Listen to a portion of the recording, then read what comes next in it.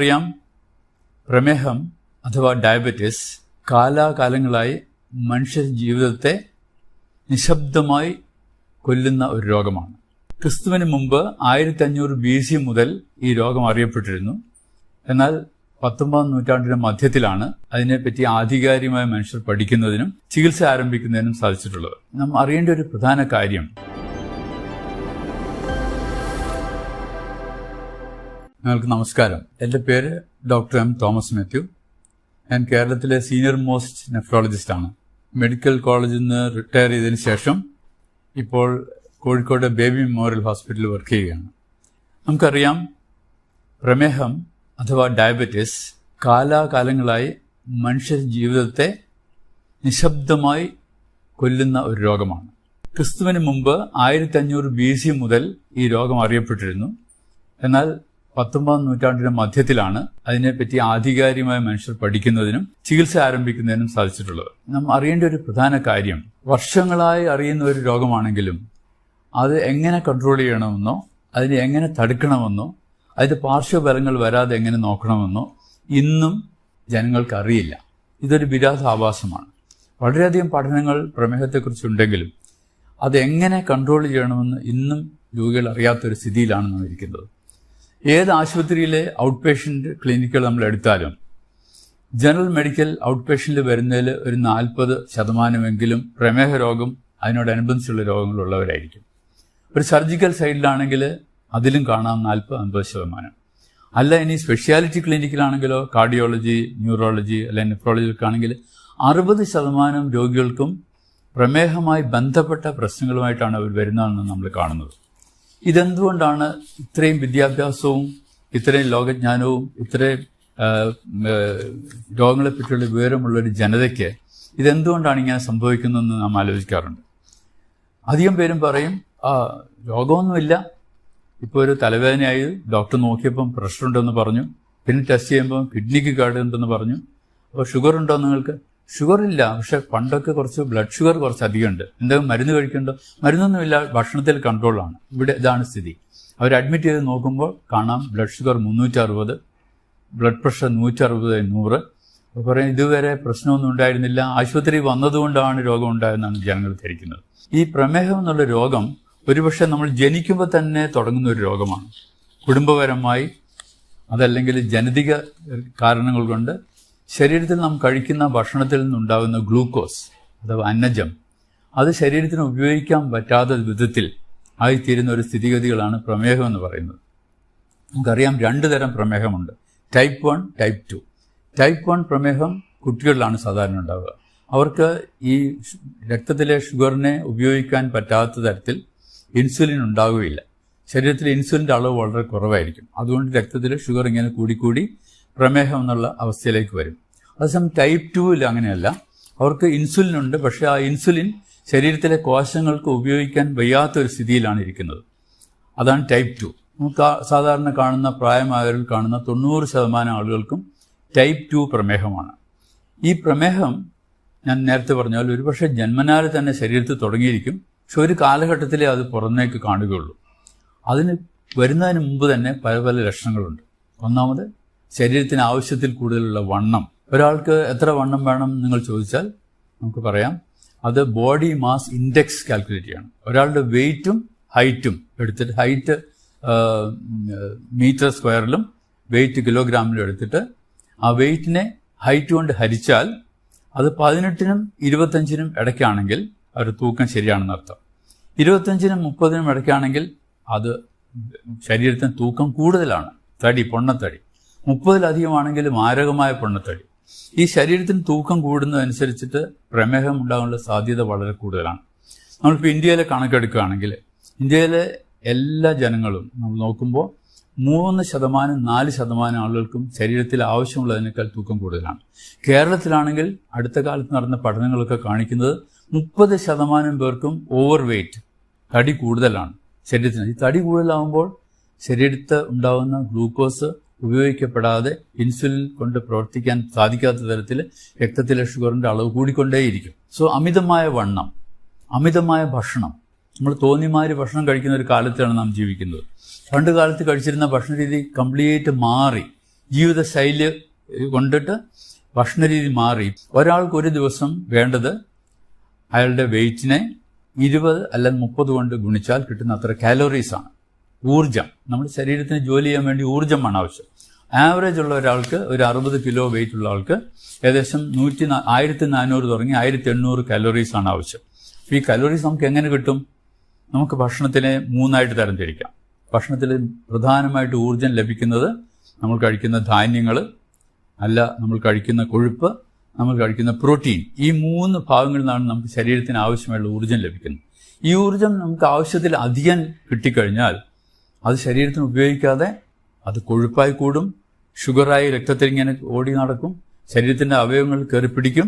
ഇത് വേറൊരു വലിയ സംഗതി എന്താണെന്ന് വെച്ചാൽ, ശരീരത്തിൽ ആവശ്യമുള്ള ഷുഗറിനേക്കാൾ കൂടുതൽ ഷുഗർ ഉണ്ടായാൽ അതിൻ്റെ ചയാപചയം, അതായത് മെറ്റബോളിസം ഒരു അസാധാരണ രീതിയിലേക്ക് പോകും. സാധാരണ ഷുഗർ മെറ്റബോളൈസ് ചെയ്യുന്നത് ശരീരത്തിന് ഊർജ്ജം ലഭിക്കാനാണ്. എന്നാൽ അധികമുള്ള ഷുഗർ, അതായത് അധികം നോക്കുമ്പോൾ നിങ്ങൾ ചോദിക്കുക എത്രയാണ് അധികം? അതായത് ഒരു ഫാസ്റ്റിംഗ് സ്റ്റേജിൽ ഒരാൾക്ക് ഷുഗർ വേണ്ടത് 100 മില്ലിഗ്രാമിൽ കുറവായിരിക്കണം. 80 തുടങ്ങി 100 ഫാസ്റ്റിങ്ങിൽ വേണ്ടത്. ഭക്ഷണം കഴിച്ച് 2 മണിക്കൂറിന് ശേഷം നോക്കുകയാണെങ്കിൽ അത് ഒരു 120-നും 140-നും ഇടയ്ക്കായിരിക്കും. അതിൽ കൂടുതലൊക്കെയാണ് അധികം ഷുഗർ എന്ന് പറയുന്നത്. അപ്പോൾ രക്തത്തിലെ ഷുഗർ അധികമായാൽ അത് ശരീരത്തിന് ഉപയോഗിക്കുന്നത് സ്വാഭാവികമായി ഉപയോഗിക്കുന്നതിന് പകരം അത് അബ്നോർമൽ പാത്വേയിൽ കൂടെ പോകും. 5 തരത്തിൽ ഈ ഗ്ലൂക്കോസ് മെറ്റബോളൈസ് ചെയ്തു പോകും. അത് ഈ 5 തരത്തിൽ പോകുന്ന മെറ്റബോളിസം ശരീരത്തിന് ഉപയോഗമില്ലാതെ ശരീരത്തിന് കേട് വരുത്തുന്ന രീതിയിലാണ് ആ മെറ്റബോളിസം നടത്തുന്നത്. അപ്പോൾ എന്ത് പറ്റും? ഈ ഷുഗർ ശരീരത്തിന് ഉപയോഗിക്കാതെ കൊഴുപ്പായി ലിവറിലേക്ക് പോയി അടിയും. ഫാറ്റി ലിവർ ഉണ്ടാവും. കൂടാതെ ഈ മെറ്റബോളിസം തെറ്റി വരുന്ന അസാധാരണമായുള്ള മെറ്റബോളിസം കൊണ്ടിട്ട് അതിലുണ്ടാകുന്ന ഘടകങ്ങൾ ശരീരത്തിലെ രക്തക്കുഴലിനെയും കോശങ്ങളെയും ഒക്കെ മാരകമായി അഫക്റ്റ് ചെയ്യും. അങ്ങനെ വലിയ രക്തക്കുഴലുകൾക്കും ചെറിയ രക്തക്കുഴലുകൾക്കും ഒക്കെ കേടുവന്ന് കാലക്രമേണ ആ ഒരു രോഗമായി മാറുകയാണ് ചെയ്യുന്നത്. ഈ ഷുഗർ കൂടിയുണ്ട്. ആവശ്യത്തിലധികം ഷുഗർ ശരീരത്തിലുണ്ടായാൽ അത് ശരീരത്തിന് ദോഷമാണ് എന്നുള്ള വാസ്തവം നമ്മളെപ്പോഴും അറിഞ്ഞിരിക്കും. ഷുഗർ കുറയ്ക്കുന്നത് ശരീരത്തിന് ആവശ്യമുള്ള ഊർജ്ജം കിട്ടാൻ വേണ്ടി മാത്രമുള്ള ഭക്ഷണം കഴിക്കുക. ഇപ്പോൾ ഒരു 1600 കാലറി വേണമെങ്കിൽ അത് ഒരു 3 തവണയായിട്ട് അത് ഡിവൈഡ് ചെയ്യണം. രാവിലെ ഒരു 350-400 കലോറി, രാത്രി അതുപോലെ 350-400 കലോറി, ഉച്ചയ്ക്ക് അതിന് ബാക്കിയുള്ള ഭക്ഷണം ക്രമീകരിക്കാൻ ലോക ആരോഗ്യ സംഘടനയും ഡയബറ്റിക് അസോസിയേഷനും ഒക്കെ കൂടി തീരുമാനിച്ചിരിക്കുന്ന ഒരു ഫുഡ് പ്ലേറ്റ് ഉണ്ട്. ആ ഫുഡ് പ്ലേറ്റ് എന്ന് പറഞ്ഞാൽ നമ്മൾ സാധാരണ ഒരു പ്ലേറ്റ് എടുത്താൽ അത് 4ആയിട്ട് നമ്മൾ ഡിവൈഡ് ചെയ്യണം, മാനസികമായി ഡിവൈഡ് ചെയ്യണം. അതിൻ്റെ പകുതി ഭാഗം പച്ചക്കറികൾ മാത്രമേ പാടുള്ളൂ. ആ പകുതി ഭാഗത്തിൽ അതിൻ്റെ പകുതി, അതായത് 1/4 ഭാഗം വേവിച്ച പച്ചക്കറികളും 1/4 ഭാഗം വേവിക്കാത്ത പച്ചക്കറികളും.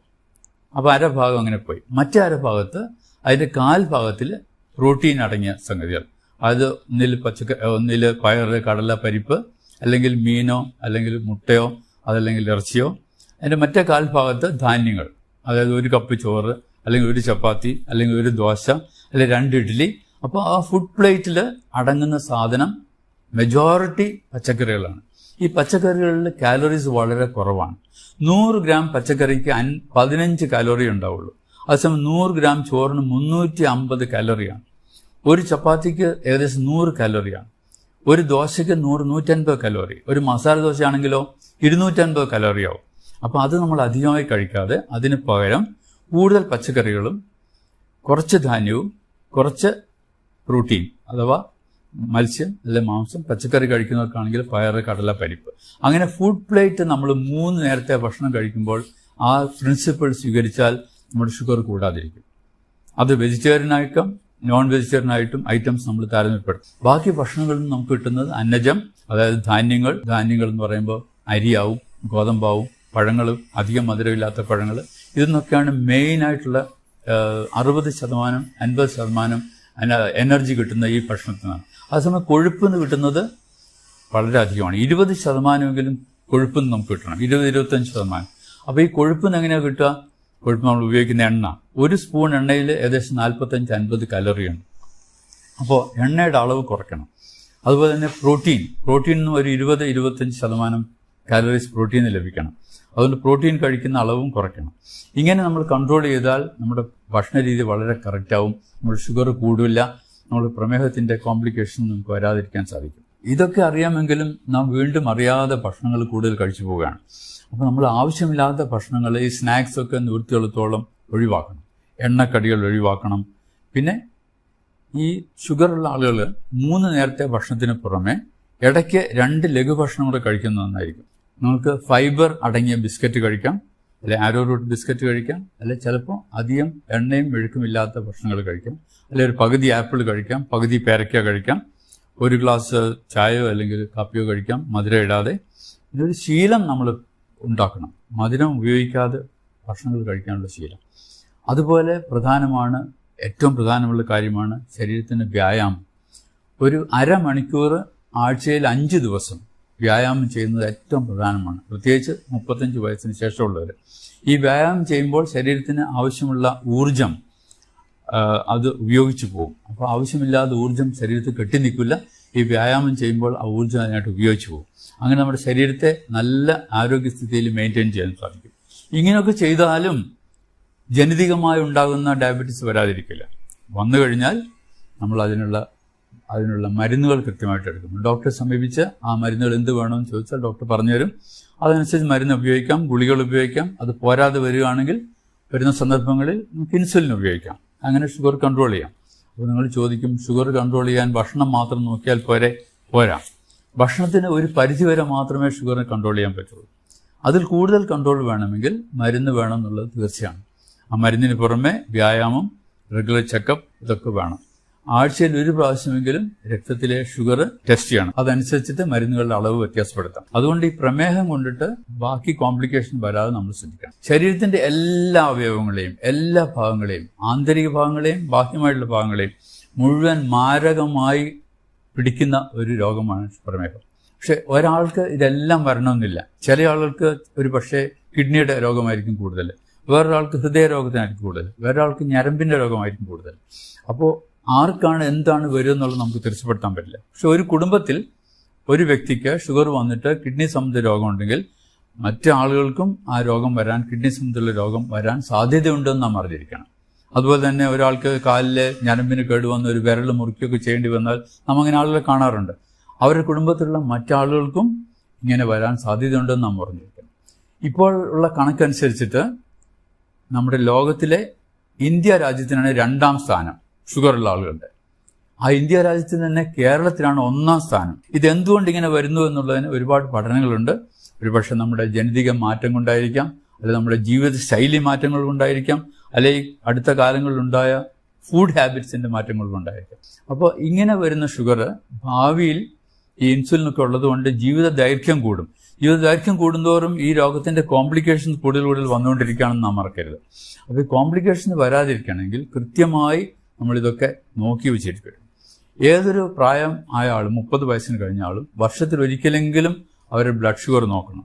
ബ്ലഡ് ഷുഗർ നോക്കുമ്പോൾ അത് വേണ്ടതിലധികമാണെന്ന് കണ്ടാൽ തീർച്ചയായും ഡോക്ടറെ സമീപിച്ച് അവരുടെ വെയിറ്റ് മനസ്സിലാക്കണം. വെയിറ്റ് അനുസരിച്ചിട്ട് അത് ക്രമീകരിക്കണം, ഭക്ഷണ രീതി ക്രമീകരിക്കണം. നമ്മൾ ഒന്ന് രണ്ട് നമ്പേഴ്സ് ഓർത്തിരിക്കുന്ന എപ്പോഴും നല്ലതാണ്. Number 30, number 40, number 70, number 80, number 90. നമ്മൾ ചോദിക്കും ഇതെന്താ നമ്പർ? നമ്മുടെ 40 എന്ന് പറഞ്ഞാൽ ആണുങ്ങളുടെ കഴുത്തിന്റെ ചുറ്റളവാണ്. കഴുത്തിന്റെ ചുറ്റളവ് 40-ൽ കൂടിയാൽ പ്രമേഹം വരാനുള്ള സാധ്യത കൂടുതലാണ് ചുരുക്കം. അത് സ്ത്രീകൾക്കാണെങ്കിൽ 30 ഇഞ്ച് കൂടുതലാണെങ്കിൽ അതും പ്രമേഹം വരാൻ സാധ്യതയാണ്. ഇനി നിങ്ങൾ ചോദിക്കുക എന്താ 70% ആളുകൾക്കും പ്രമേഹമുള്ളവർക്ക് കോംപ്ലിക്കേഷൻസ് വരും. അപ്പോൾ ഒരു പ്രമേഹമുള്ള ആൾക്ക് കോംപ്ലിക്കേഷൻ ഉണ്ടാകാൻ സാധ്യത വളരെ കൂടുതലാണെന്ന് ഓർക്കണം. 80 എന്താ? 80 എന്ന് പറഞ്ഞാൽ നമ്മുടെ വയറിന്റെ ചുറ്റളവ്, പുക്കിളിന്റെ സൈഡിൽ കൂടി വയറിന്റെ ചുറ്റും ഒന്ന് മെഷർ ചെയ്താൽ 80 സെന്റിമീറ്റർ സ്ത്രീകൾക്കും 90 സെന്റിമീറ്റർ ആണുങ്ങൾക്കും. അത് കൂടുതലാണെങ്കിൽ അവർക്ക് പ്രമേഹം ഉണ്ടാകാനുള്ള സാധ്യത വളരെ കൂടുതലാണ്. അവരുടെ തടി വളരെ കൂടുതലാണെന്ന് നാം ഓർക്കണം. 90 കൂടുതലുള്ള പുരുഷന്മാരും 80 കൂടുതലുള്ള സ്ത്രീകളും വളരെ വളരെ വളരെ ശ്രദ്ധിക്കണം. അത് കുറയ്ക്കുന്നത് നമ്മുടെ ഭക്ഷണത്തിൽ കൂടിയും എക്സസൈസിൽ കൂടിയും ഒക്കെയാണ്. അതിന് ബുദ്ധിമുട്ടുള്ള കാര്യമല്ല. കൂടാതെ വേറെ ചില നമ്പേഴ്സ് നമ്മൾ ഓർക്കണം. രക്തസമ്മർദ്ദം, പ്രമേഹം ഒക്കെ കൂട്ടാളികളാണ്, ഒരുമിച്ചാണ് അവർ പോവുക. 30 വയസ്സ് കഴിഞ്ഞാൽ തീർച്ചയായും രക്തസമ്മർദ്ദം നമ്മൾ നോക്കിയിരിക്കണം. അതൊരു നിശബ്ദ കൊലയാളിയാണ്. യാതൊരു സൈൻസും സിംറ്റം ഇല്ലാതെ പെട്ടെന്ന് ഒരു ദിവസം ബ്രെയിൻ അറ്റാക്ക് വരും, അല്ലെങ്കിൽ ഹാർട്ട് അറ്റാക്ക് വരും, അല്ലെങ്കിൽ കിഡ്നി ഫെയിൽ ചെയ്യും. അപ്പോഴാണ് അറിയുന്നത് പ്രഷർ 200/120 ആണെന്നുള്ള കാര്യം. നോർമലായിട്ട് ഒരാൾക്ക് 140/80 ആണ് ബ്ലഡ് പ്രഷർ. അതിൽ കൂടുതലുണ്ടെങ്കിൽ അതിൻ്റെ കാരണം എന്താണെന്നും അതിൻ്റെ ട്രീറ്റ്മെൻറ്റ് എന്താണെന്നും നമ്മൾ തീരുമാനിക്കും. ഇപ്പോൾ ആശുപത്രിയിൽ പോകുമ്പം നമ്മൾ കാണുന്ന രോഗികൾ വരും, അപ്പോൾ ഡോക്ടറെ എനിക്ക് കാല് വേദനയാണ്, മുട്ടുവേദനയാണ്, കാല് തരിപ്പുണ്ട്, അത് നിങ്ങൾക്ക് വേറെ എന്തെങ്കിലും അസുഖം ഉണ്ടോ എന്ന് ചോദിച്ചാൽ അസുഖമൊന്നുമില്ല എന്ന് പറയും. പിന്നെ ചോദിച്ചു വരുമ്പോഴാണ് തരുന്നത് 20 വർഷമായിട്ട് പ്രമേഹ രോഗമുണ്ട്, 15 വർഷമായിട്ട് രക്തസമ്മർദ്ദമുണ്ട് എന്ന് അവർ പറയുന്നു. ഒരു 50 വർഷമായ രോഗികളെ കണ്ട് പരിചയമുള്ള എനിക്ക് നിങ്ങളോട് പറയാനുള്ളൊരു പ്രധാന കാര്യം അതാണ്. ഡോക്ടർമാരെ സമീപിക്കുമ്പോൾ നിങ്ങളുടെ രോഗത്തിൻ്റെ മുമ്പ് കൂട്ടിയുള്ള വിവരങ്ങൾ തീർച്ചയായും പറഞ്ഞിരിക്കണം. അതല്ലെങ്കിൽ ചികിത്സ തെറ്റും, മരുന്ന് തെറ്റും, ഡോക്ടർ കൺക്ലൂഷൻ തെറ്റിപ്പോകും, അത് നിങ്ങൾക്ക് തന്നെ ബുദ്ധിമുട്ടാവും. അപ്പോൾ അവനവർക്കുള്ള രോഗത്തെപ്പറ്റി നാം അറിഞ്ഞിരിക്കണം. അത് മറ്റുള്ള ഡോക്ടർമാരടുത്ത് പറയാൻ മടി കാണിക്കരുത്. ഡോക്ടർ ഇങ്ങനെ ചോദിച്ച് സമയം എടുത്തിട്ട് കണ്ടുപിടിക്കുന്ന ഒരു കാര്യമല്ല.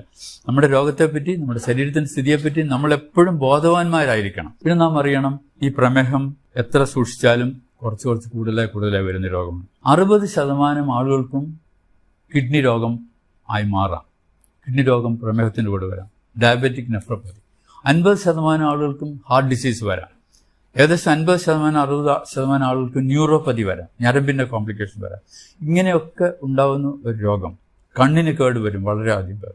അപ്പോൾ കണ്ണിന് കേട് വരും, ലേസർ അടിക്കും, ഇതൊക്കെ രോഗികൾക്ക് ഉണ്ടാകുന്ന സംഗതികളാണ്. പക്ഷെ അവർ പറയാറില്ല.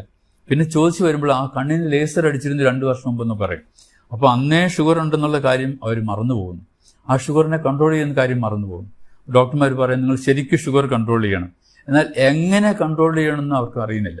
ഭക്ഷണത്തിൽ ക്രമീകരിക്കുക, എക്സസൈസ് ചെയ്യുക, വെയിറ്റ് കുറയ്ക്കുക, ഈ പ്രധാന കാര്യങ്ങളെല്ലാം നമ്മൾ സൂക്ഷിച്ചാൽ കൂടുതൽ കോംപ്ലിക്കേഷൻ ഇല്ലാതെ ഡയബറ്റീസിനോട് കൂടി ഒരു സുഗമമായ ജീവിതം നയിക്കാൻ സാധിക്കും.